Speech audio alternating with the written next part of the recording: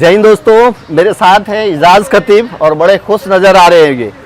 आपको पता होगा लॉकडाउन में अलग अलग मुद्दों पे इन्होंने अपने सवाल तो उठाए थे, कुछ तीखे, कुछ अच्छे, कुछ मीठे, कुछ कड़वे, ये सारे सवाल उठाए थे। लेकिन एक बार जब इन्होंने जिस मुद्दे पे भी सवाल उठाया था, हर बार उन्होंने मॉल्स और जिम के बारे में बात की थी कि मॉल्स के जो दुकानदार हैं उनका क्या, ये हमेशा उठाए हैं। और मेरे ख्याल से हफ्ता दिन पहले भी उन्होंने एक लेटर जो है आयुक्त को इस बारे में दिया था कि आप सेंट्रल यानी कि अगर आप स्टेट की बात करें तो स्टेट ने मॉल्स को खोल दिया, लेकिन आप नहीं खोलते हो। चलो, जिम को स्टेट ने ऑर्डर नहीं दिया, मैं समझ सकता हूं कि जिम आप उस वजह से नहीं खोल रहे हो, लेकिन मॉल्स को तो खोलो। तो उन्होंने उनको आश्वासन भी दिया था जैसा उन्होंने बताया।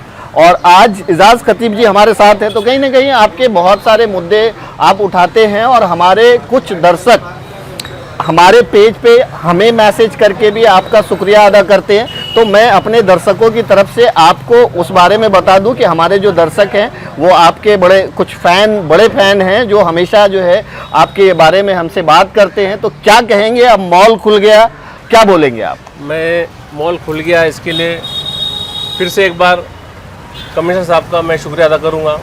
मैं पहले ही कहा कि आप लोगों के लिए आए हैं, लोगों के हित में काम करेंगे तो हम अप्रिशिएट करेंगे, ठीक है। और इसका श्रेय मेरे जैसे और भी कुछ पॉलिटिकल लीडर या एनजीओ लोगों ने भी आवाज़ इसके खिलाफ खोली थी, तो मैं उनको भी चाहूँगा कि ये जीत के हिस्से में वो भी शामिल हो जाए, मेरे खुशी में वो भी शामिल हो जाए। और जहाँ आपने बताया कि आपके दर्शकों के जो व्यूवर्स है सिटी हेडलाइन न्यूज़ के, कई फ़ोन मुझे भी आते हैं, तो मैं तो ये जीत उनकी जीत, क्योंकि उनकी दुआ और उनका हौसला अफजाई होता है तो मैं चलता हूँ और आपके इस चलते चलते के माध्यम से मैं जाता हूँ। तो मैंने अभी आपको बता दूँ, मैं एविडेंस बगैर बात नहीं करता। ये मैंने 31 को मैंने कमिश्नर साहब को दिया था लेटर, और मैंने नीचे यहाँ लिखा है, देखो 7 डेज।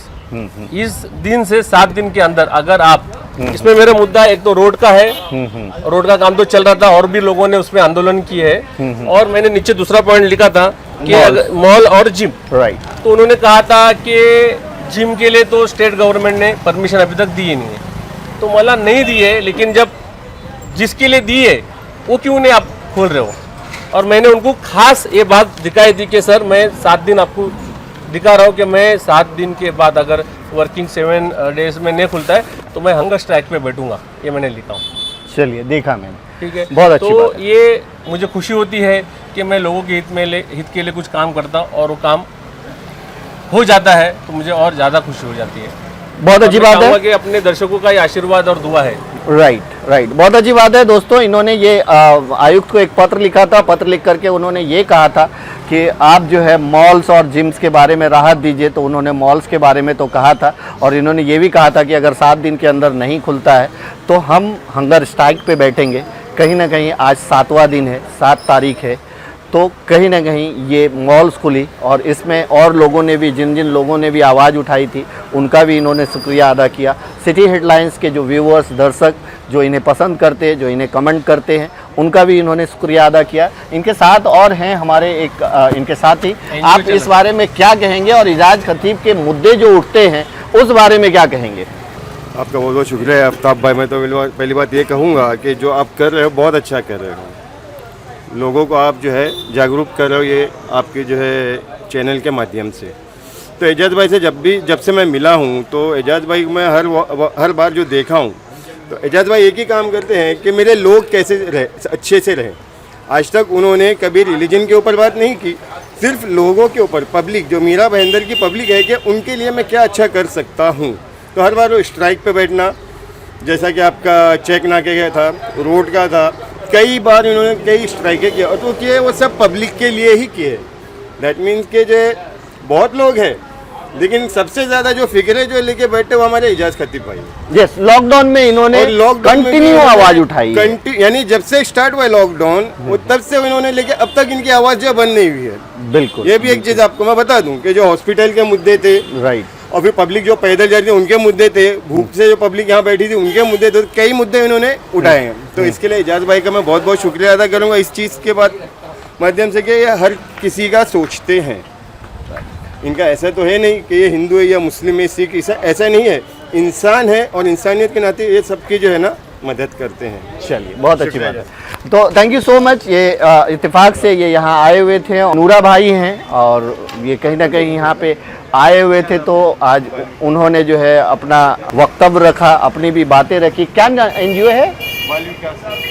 देखिए, नूरा भाई हैं, मुझे नहीं पता था, ये इनकी भी एक एनजीओ है, बाल विकास करके जो है एक एनजीओ है, जिसमें बच्चों को जो फैसिलिटीज है, बच्चों के ऊपर जो काम किया जाता है, यतीम बच्चों पे, उस पे ये काम करते हैं। तो देखिए, ऐसा पता नहीं चलता है कि कौन क्या कर रहा है, लेकिन मैं बोलता हूँ कि आज जो इंसान है, जो दुनिया चल रही है, वो ऐसे ही लोग जो अलग अलग तरीके से अपने अपने हिसाब से, अपने अपने तरीके से लोगों की मदद करते हैं। जैसे ये AK फाउंडेशन चलाते हैं, वो बाल विकास के जरिए बच्चों की मदद करते हैं। एजाज खतीब हमेशा सबके लिए आवाज़ उठाते रहते हैं, इसलिए आज नूरा भाई ने बोला कि मैं देखता हूँ कि एजाज खतीब कम से कम ये कोशिश ज़रूर करता है कि हमारे लोग जो है, हमारे लोग में सब आ जाते हैं, सब धर्म के लोग आ जाते हैं। ये एक पर्टिकुलर कम्युनिटी के लिए कभी इन्होंने आवाज़ नहीं उठाई, इन्होंने सबके लिए आवाज़ उठाई, चाहे वो अच्छा हो या बुरा हो, इनको लोग अच्छा कहें या बुरा कहें, जो हक की बात है इन्होंने हमेशा उठाई। और दोस्तों, मॉल के बारे में मैं जानता हूं, इनकी मैंने बहुत सारी न्यूज़ की, आप लोगों ने देखा भी होगा